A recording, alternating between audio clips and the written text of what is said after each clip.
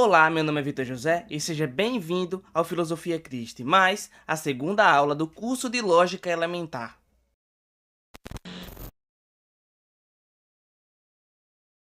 Hoje o nosso assunto vai ser sobre por que a lógica ela é importante.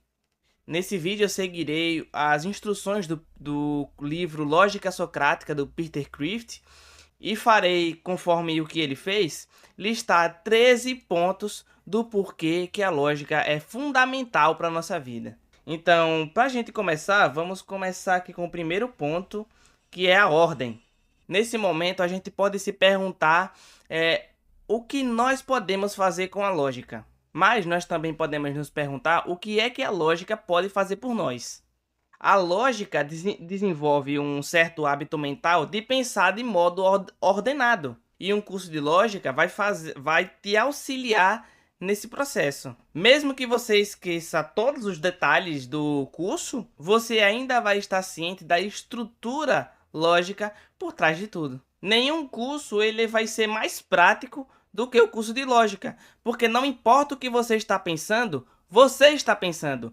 E a lógica vai ordenar e clarificar o seu pensamento. Não importa qual for o conteúdo do seu pensamento, ele vai ficar mais claro quando tiver uma forma mais lógica. Os princípios do pensamento lógico podem ser aplicados a todos os pensamentos e a todos os campos. Uma das tarefas da lógica é estudar as formas e estruturas do pensamento. O pensamento também tem forma e estrutura, assim como o universo material. Enfim, um segundo ponto é o poder. A lógica, ela tem o poder e o poder da prova e, consequentemente, o poder da persuasão. Qualquer poder pode ser usado corretamente ou incorretamente. O poder da lógica é utilizado corretamente quando a finalidade é conquistar a verdade e negar o erro. E o poder da lógica é utilizado erroneamente quando a finalidade é vencer uma discussão e derrotar o adversário. A discussão está para a verdade como a pesca está para o peixe ou a guerra está para a paz, ou o namoro para o casamento. O poder da lógica vem do fato de que a lógica é a ciência ou arte da discussão. O termo lógica vem de ratio, porque é uma arte que ensina a raciocinar e a discursar. A lógica ela é tão poderosa que pode ser perigosa para a vida. Sócrates, o pai da filosofia, foi martirizado por ser lógico pela cidade de Atenas, que era a democracia mais famosa e civilizada do mundo antigo. A apologia de Sócrates, o Canto do Cisne, é uma defesa do ato de filosofar.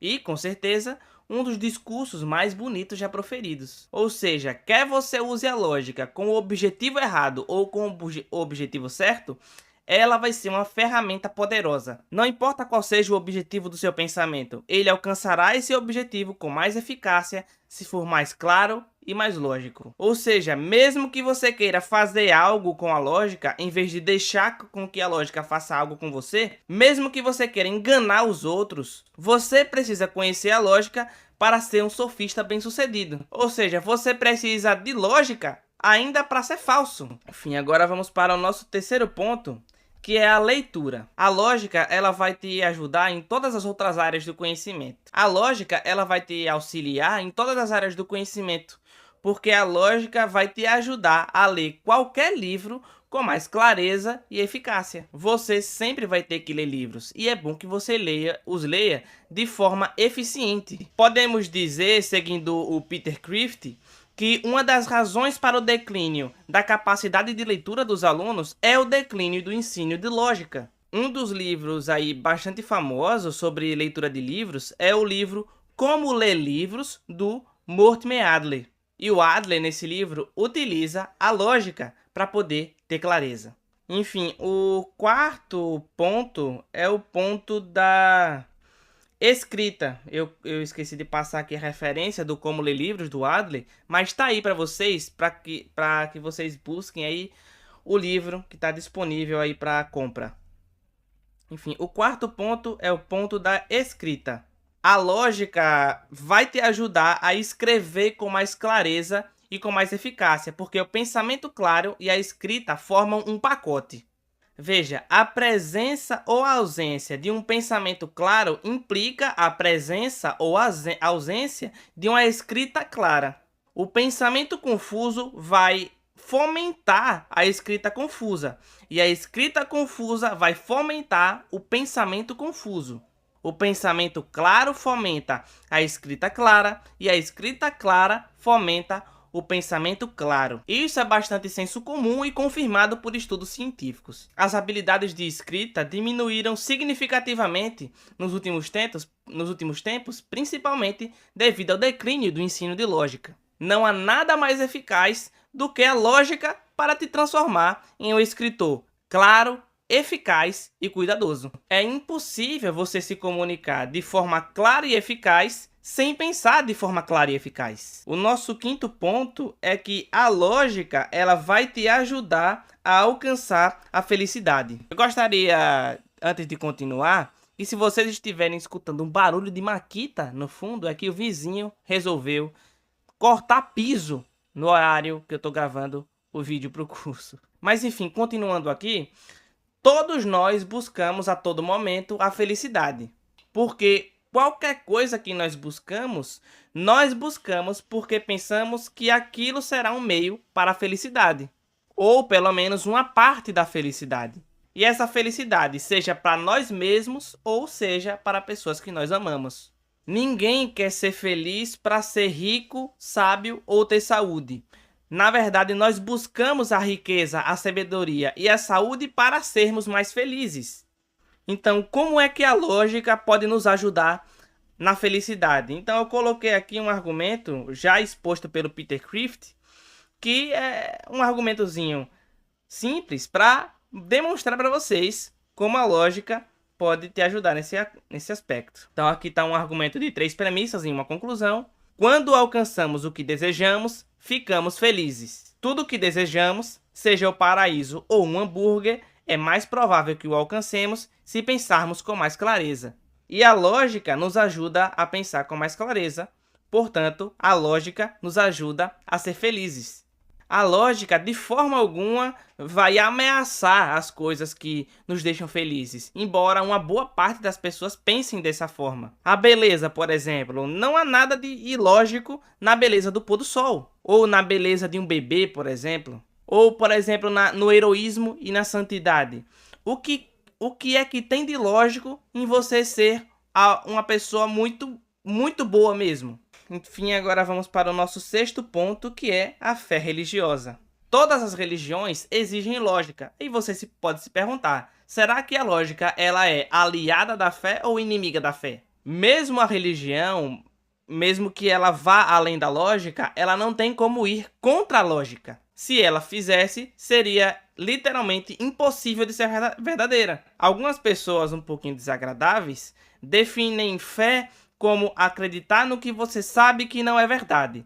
Mas simplesmente não temos como acreditar que uma ideia é verdadeira quando sabemos que sua falsidade foi demonstrada por uma prova lógica válida. É verdade que a fé vai além do que nós podemos provar pelo raciocínio lógico. É por isso que algumas pessoas escolhem uma fé e outras pessoas não. Mas a lógica obriga os dois igualmente a fazer uma escolha.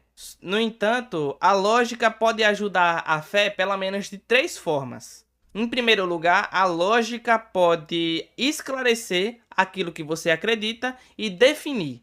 Em segundo lugar, a lógica pode deduzir as consequências necessárias da crença e aplicar a situações difíceis. A lógica pode mostrar que, se é verdade, como diz a Bíblia, que Deus faz as coisas contribuírem para o bem daqueles que o amam, então vai ser verdade que mesmo que as coisas aparentemente terríveis, como a dor e a morte, elas contribuirão para o bem, o que pode colocar essas coisas ruins sobre uma nova perspectiva e nos dá motivação para suportar essas coisas com motivação e esperança. Em terceiro lugar, mesmo que os argumentos lógicos não possam provar tudo aquilo em que a fé acredita, o raciocínio lógico pode dar à fé razões mais firmes do que o sentimento e o desejo, a moda ou a pressão social. Por exemplo, se você acredita na ideia que eu acabei de falar, de que todas as coisas contribuem para o bem daqueles que amam a Deus, e você acredita nisso só porque você se sente bem a respeito disso hoje, então é provável que você deixe de acreditar nisso em algum tempo depois, amanhã, por exemplo. Ou se você acredita nisso só porque os seus amigos acreditam, provavelmente você vai deixar de acreditar quando você estiver longe de seus amigos, quando você os perdê-los. Porém, se você tiver fundamentos lógicos para acreditar nisso, mesmo que esses fundamentos não sejam uma prova suficiente, eles ainda podem manter a sua fé mais firmemente ancorada durante as tempestades, ou seja, quando você tiver com uma enxurrada de sentimentos, ou quando a moda acabar, ou quando você perder os seus amigos, sua fé ainda vai permanecer. Agora, que fundamento lógico pode haver para uma crença como a de que todas as coisas contribuem para o bem? Enfim, o cara da Maquita aqui ficou, uns 5 minutos só cortando o piso. Alguns fundamentos lógicos para a ideia de que todas as coisas contribuem para o bem podem ser dados através de um raciocínio lógico que pode ser deduzido a partir de quatro premissas, que são as seguintes. Vou colocar aqui na tela. Primeira, Deus existe. Segunda, Deus é o criador do universo e, portanto, onipotente. Terceira, Deus é a fonte de toda bondade e, portanto, totalmente bom. Quarto, Deus é a fonte de todo projeto e ordem do universo e, portanto, onisciente. Um Deus onipotente está no controle de tudo que ele criou. Um Deus totalmente bom deseja apenas o bem para tudo que ele criou. E um Deus onisciente sabe o que é melhor para tudo o que ele criou. Portanto, negar que todas as coisas são previstas e permitidas por Deus para o bem final daqueles que o amam, ou seja, daqueles os quais deseja o bem, é negar a existência, o poder, a bondade ou a sabedoria de Deus. Em uma discussão lógica, não podemos negar a conclusão sem negar uma das premissas. E não podemos admitir as premissas sem admitir a conclusão. Assim, as cadeias lógicas de argumentação podem ligar nossa mente e, através dela, também ligar os nossos sentimentos, até certo ponto, a Deus, a esperança e a felicidade. E se essas quatro premissas mais básicas da existência, poder, bondade e sabedoria de Deus forem questionadas, a lógica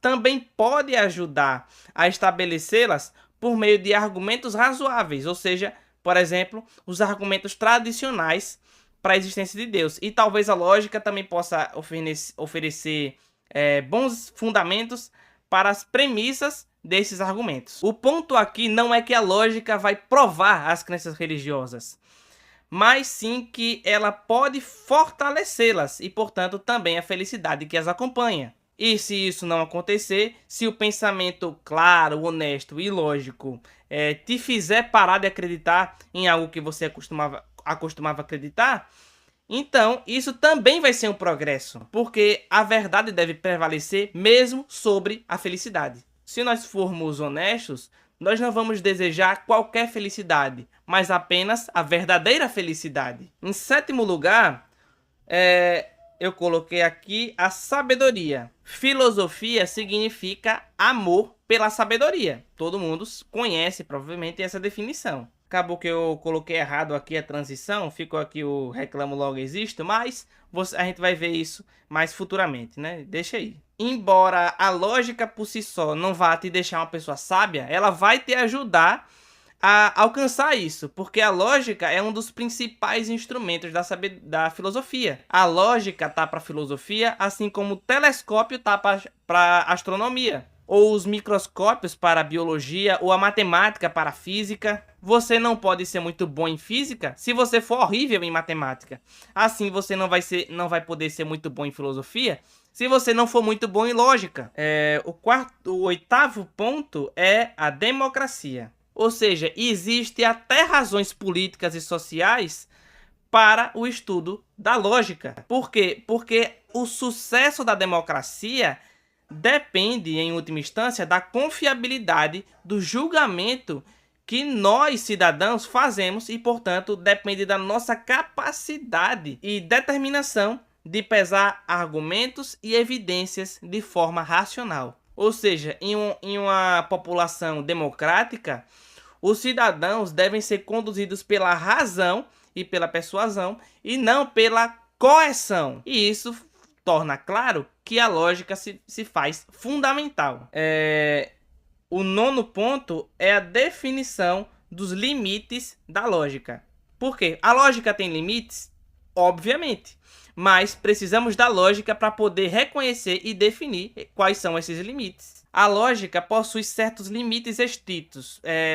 Por exemplo, nós precisamos muito mais do que a lógica. Por exemplo, precisamos da intuição também. Mas a lógica pode nos ajudar a reconhecer essa distinção. Na nossa vida, os argumentos lógicos, eles são sempre colocados em um contexto humano, interpessoal, emocional, intuitivo e mais presumido do que comprovado. E isso vai influenciar a nossa interpretação de um argumento lógico. Por exemplo, aqui vai se encaixar essa frase aí que acabou indo antes do tempo, né? Veja, em 1637, Descartes disse: penso, logo existo. Muito tempo depois, já agora no século XXI, a gente vê frases em para-choque de caminhão como reclamo, logo existo. Eu não vou entrar na discussão de se esse raciocínio do Descartes é uma inferência imediata ou é um entimema, um silogismo, um modus ponens, enfim. Mas a forma lógica de ambos os casos é a mesma, mas os contextos em que elas são colocadas são totalmente diferentes. O Descartes, por exemplo, nesse contexto, ele estava tentando refutar o ceticismo, a crença de que não podemos ter certeza de nada, e ele estava fazendo isso por meio de um argumento, enquanto a frase do para-choque de caminhão é apenas uma piada. O que o cara que colocou essa frase no para-choque de caminhão quer dizer é que a minha reclamação faz eu me sentir mais vivo. Só que o pensamento lógico sozinho não tem como chegar a esse entendimento. Mas ele sabe quais são seus limites, distinguindo o que pode entender do que não pode. Ou seja, fatores não lógicos como o humor, o sentimento e a intuição. E isso ajuda a deixar claro que não necessariamente uma coisa que não seja lógica, ela vai ser ilógica. Algo que é ilógico, ele vai contra a lógica. E não necessariamente que, por exemplo, algo de humor, por exemplo, que não é lógico, ele vai ser ilógico, contraditório. Enfim. O nosso 10º ponto é o teste de autoridade. Nós precisamos de autoridade tanto quanto precisamos da lógica.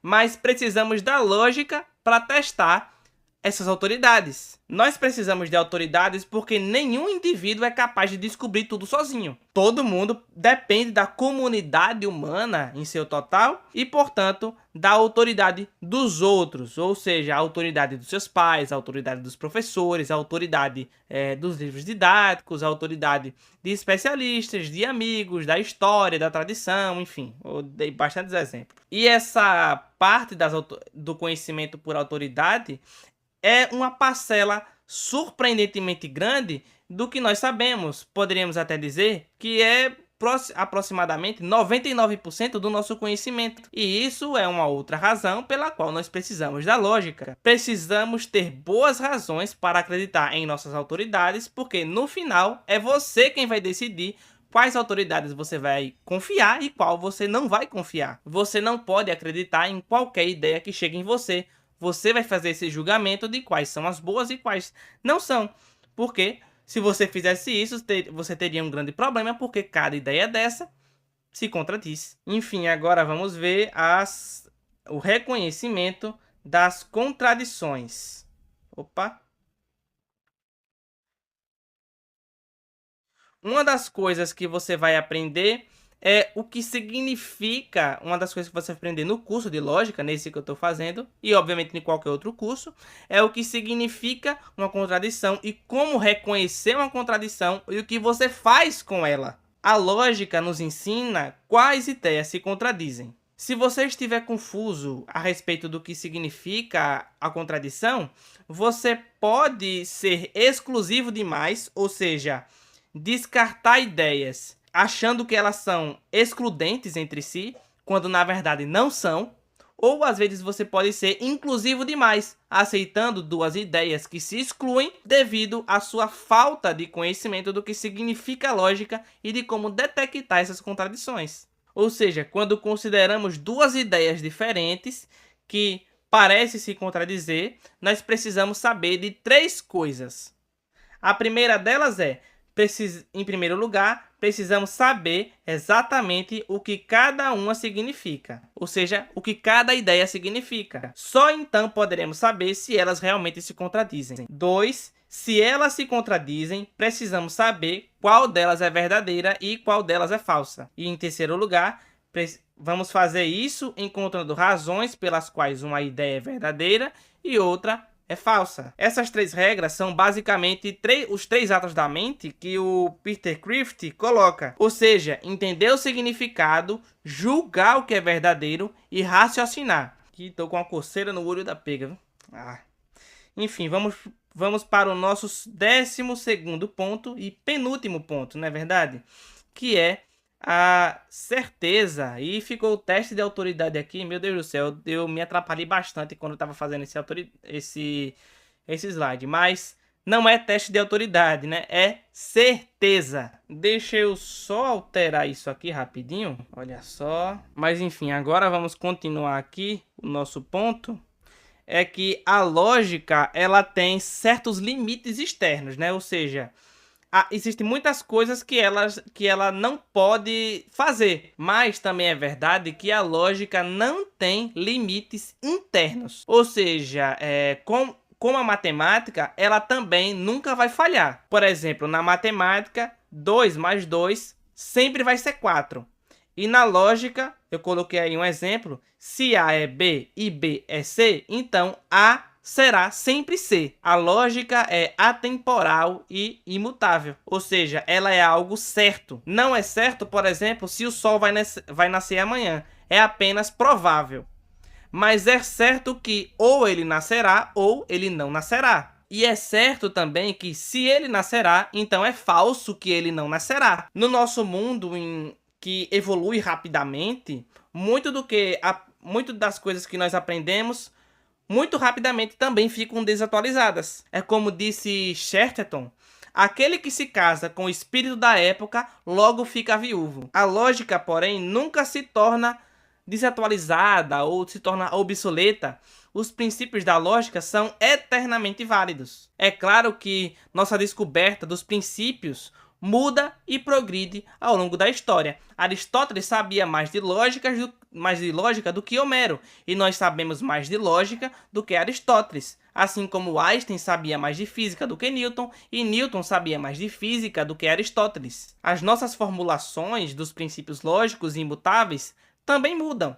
E esse curso, por exemplo, ele vai ser mais fácil de ser consumido do que o órgão de Aristóteles, que foi escrito há mais de 2.300 anos atrás. Mas esse curso vai ensinar os mesmos princípios essenciais do raciocínio. As nossas aplicações dos princípios atemporais da lógica, as coisas mutáveis, também vão mudando. Os princípios da lógica se aplicam a muitas coisas diferentes e imutáveis, mas os princípios em si são imutáveis e rígidos. Eles não funcionariam de uma outra forma. Quando nós ouvimos a palavra rígido, por exemplo, nós geralmente pensamos em nós temos uma sensação negativa quanto a essa palavra. Mas se nós pensarmos um pouco, nós podemos perceber que as pessoas do nosso convívio, elas não devem ser inflexíveis e rígidas. Mas os princípios da lógica, eles devem ser desse jeito. Se uma medida, por exemplo, de escala, não for rígida, você não vai poder usar ela para medir as coisas. Por exemplo, se a medida de escala, de tamanho, por exemplo, não for rígida, você não vai poder utilizar ela para medir certas coisas mutáveis do mundo, como o tamanho de uma criança, por exemplo. Ou seja, tentar medir o mundo que se transforma de forma desordenada e muito rápido, com uma lógica que é totalmente manipulável, vai ser uma tentativa extremamente falha. Mas enfim, vamos agora para o nosso 13º ponto e último ponto, na verdade, que é a questão da verdade. Veja, para finalizar aqui, a nossa razão para estudar lógica vai ser bem simples.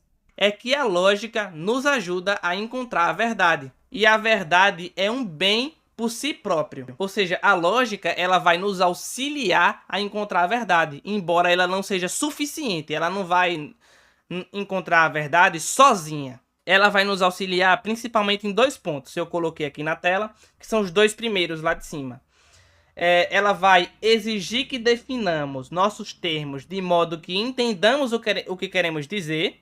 E 2, exigir que apresentemos boas razões, argumentos e provas. Ou seja, esses são os 2 principais caminhos para a verdade. Veja, a verdade é encontrada no primeiro ato de julgamento da mente, por exemplo, o ato de julgamento de que todos os homens são mortais, somados a 2 caminhos, que são o primeiro ato da mente, de entender o significado dos termos homem e mortal, e o terceiro ato da mente, que é raciocinar que, uma vez que todos os homens têm um corpo físico e tudo que tem um corpo físico é mortal, então todos os homens são mortais. Essas são as 2 principais maneiras pelas quais a lógica nos ajuda a encontrar a verdade. Vale a pena conhecer a verdade apenas porque a verdade aperfeiçoa nossa mente, que faz parte da nossa própria essência, do nosso núcleo mais profundo e distintamente humano, ou seja, o nosso eu. A verdade é para a nossa mente o que a comida é para o nosso corpo. Há 2.300 anos atrás, Aristóteles observou que há 3 razões para buscar a verdade e 3 tipos correspondentes de ciências. Ciências aqui no sentido antigo e amplo da palavra ciência, ou seja, explicações racionais por meio de causas. Ele chamou essas 3 ciências de, primeira, ciência produtiva, segundo, ciências práticas, terceiro, ciências teóricas ou teoréticas. Cada uma delas consegue perseguir a verdade para um fim, para uma finalidade diferente. Por exemplo, a respeito das ciências produtivas, nós queremos saber sobre o mundo para que nós possamos mudá-lo, ou melhorá-lo, ou transformá-lo em coisas. Por exemplo, como transformar o mundo em uma borracha, ou como transformar o mundo em um microfone, né? Enfim, isso é o que Aristóteles chamou de ciência produtiva, já que o seu fim é produzir coisas. Nós chamamos isso de tecnologia, com base na palavra grega tekné, que significa aproximadamente know-how, ou saber como fazer, consertar ou melhorar alguma coisa ou algum material do mundo. As ciências produtivas abrangem muitas áreas do saber, como a engenharia, a cirurgia, a mecânica, a culinária. A segunda área que o Aristóteles citou é a ciência prática. Veja, também queremos saber sobre nós mesmos para mudar e melhorar nossa própria vida, melhorar o nosso comportamento e melhorar nossas atividades. Aristóteles chamou isso de ciência prática, ou conhecimento na prática. As ciências práticas incluem a ética e a política, por exemplo, bem como outras áreas diferentes, como a economia, o canto, o surf, enfim. E por fim, tem as ciências teoréticas, porque acima de tudo, nós queremos saber simplesmente para saber, ou seja, para nos tornarmos maiores por dentro, ou seja, para expandir a nossa consciência. Aristóteles chamou as ciências que buscavam esse fim de ciências teóricas, da palavra grega teoria, que significa olhar ou contemplar. Teórico não significa necessariamente algo incerto ou meramente poético, ou hipotético, na verdade. As ciências teóricas incluem algumas áreas do saber, como, por exemplo, física, biologia, teologia, matemática, astronomia e filosofia.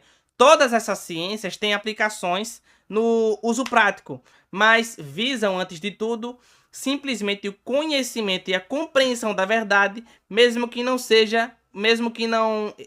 ele não possua uma aplicação prática. Muitas pessoas hoje em dia pensam que as ciências teóricas não são muito importantes, né? Quantas vezes nós vemos as pessoas falarem, né, Para que eu vou utilizar isso? Como se a teoria não fosse algo boa por si mesmo, né?